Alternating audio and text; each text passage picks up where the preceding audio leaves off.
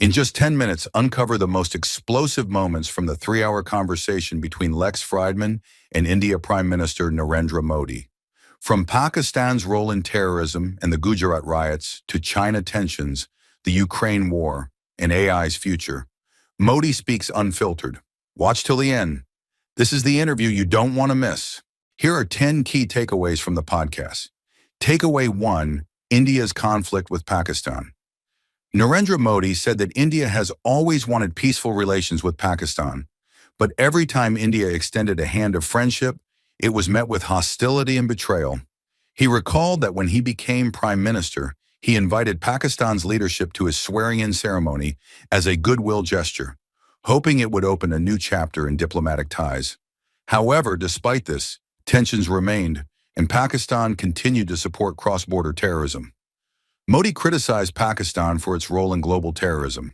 He pointed out that terrorist attacks across the world, including the 9/11 attacks in the United States, had links to Pakistan. He mentioned that Osama bin Laden, the mastermind of 9/11, was found and killed in Pakistan, which proves how deeply terrorism is rooted in the country. He also expressed hope that the people of Pakistan want peace, but their leadership has chosen conflict over friendship. He believes that ordinary citizens in Pakistan must be tired of war, violence, and instability in their country. For example, he talked about the partition of India and Pakistan in 1947, when trains full of dead bodies arrived in India. He said that despite the painful separation, India tried to maintain friendly relations, but Pakistan never responded positively. Now let's move to the next takeaway. Takeaway 2, war in Ukraine and global peace. Modi stressed that India has always stood for peace, and war should never be the solution to any conflict. He said that as the land of Mahatma Gandhi and Gautam Buddha, India believes in nonviolence and diplomacy. He explained that war only brings destruction, loss of life, and suffering. Instead of fighting on the battlefield, nations should come to the negotiating table and find a peaceful resolution. India has maintained strong relations with both Russia and Ukraine. Because of this, Modi said he has been able to directly speak to both Vladimir Putin and Volodymyr Zelensky. He recalled telling Putin that this is not the time for war and advising Zelensky that real peace will only come when both sides talk to each other.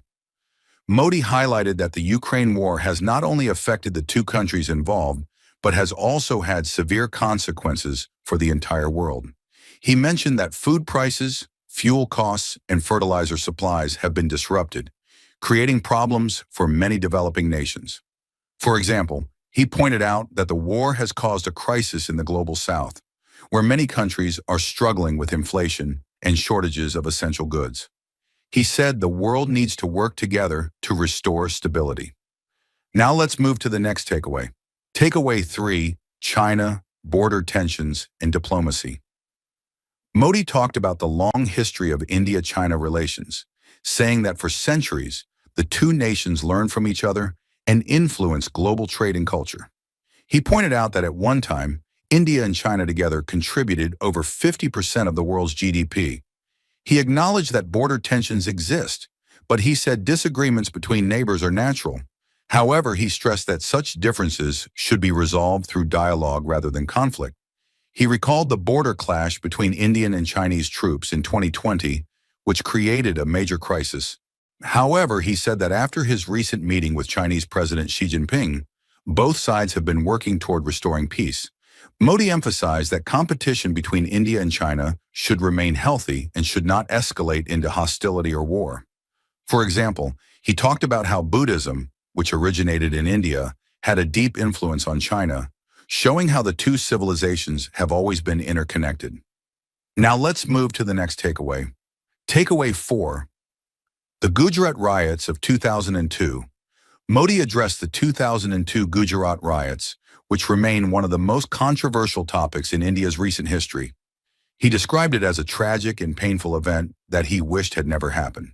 He stated that multiple independent investigations, including a thorough inquiry by the Supreme Court of India, found no evidence of his involvement in the riots. Modi said that looking at the riots requires understanding the events that led to them, rather than only focusing on the violence that followed. He emphasized that his government worked tirelessly to restore peace and order in Gujarat after the riots. He also suggested that political opponents and some media houses have kept the issue alive for their own agendas. For example, he mentioned how critics have used the riots to attack his leadership. But his long political career and his track record in governance prove his commitment to law and order. Now let's move to the next takeaway. Takeaway 5, India's approach to democracy. Modi highlighted that India is the world's largest democracy with over 800 million people participating in elections. He said that elections are not just a political process, but a sacred duty for every Indian citizen. He explained that his leadership is based on public trust, not personal ambition, and that he sees himself as a servant of the people rather than a ruler. He criticized how some media outlets and political opponents use misinformation to mislead the public. He said democracy thrives when there is honest debate, not when false narratives are created for political gain. Modi pointed out that in a democratic system, criticism is natural and even necessary, but it should be constructive rather than destructive. For example, he shared a story from a visit to London where his analogy about journalism was misrepresented, proving how narratives can be twisted to create controversy. Now let's move to the next takeaway. Takeaway 6, corruption and governance reforms. Modi claimed that before he became prime minister, India's government welfare schemes were filled with corruption. Many people who were receiving government benefits did not even exist. His government launched a major audit and found 100 million fake or duplicate names in the system. Removing these names helped save a massive amount of public money. He introduced a direct benefit transfer system to ensure that government funds reach the right people without any middlemen or fraud. Modi also eliminated 40,000 unnecessary bureaucratic rules and scrapped 1,500 outdated laws that were slowing down governance and creating inefficiencies. For example, he described how pension schemes were being misused, with fake beneficiaries receiving government money for years. Now let's move to the next takeaway. Takeaway 7, Modi's time in the Himalayas. Modi spoke about how, at the age of 17, he left home and spent 2 years traveling in the Himalayas, living a nomadic life. He said he was inspired by Swami Vivekananda's philosophy and wanted to explore life beyond material comforts. During this time, he lived in temples and ashrams, slept in the open, and practiced meditation and spiritual discipline. He said these experiences shaped his ability to stay calm under pressure and helped him develop strong focus and mental clarity. For example, he recalled how he once slept outside in freezing temperatures to test his endurance and understand his physical limits. Now let's move to the next takeaway. Takeaway 8, the role of fasting in Modi's life. Modi explained that fasting is not just about avoiding food, but is a tool for discipline and self-control. He said fasting sharpens the senses, increases focus, and brings the body and mind into balance. He follows fasting traditions during Hindu festivals and also practices longer fasts for personal discipline. For example, he recalled how, during a White House dinner, President Obama was surprised that he was only drinking hot water while everyone else was eating. Now let's move to the next takeaway. Takeaway 9, India's philosophy on global unity. Modi said that India believes in the idea of one earth, one family, one future. He argued that instead of domination and exploitation, nations should work together for mutual growth. For example, he proposed a global renewable energy initiative called One Sun, One World, One Grid, promoting cooperation instead of competition. Now let's move to the last takeaway. Takeaway 10, Modi's views on artificial intelligence.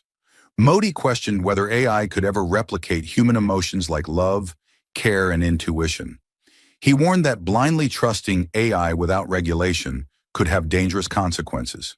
For example, he asked whether AI could ever truly understand a mother's love for her child. Thank you for watching. If you enjoyed watching this video, please leave a like below and share this video in your WhatsApp groups. You can also discuss about this video by commenting below. To get more such videos in your timeline, press the subscribe button below.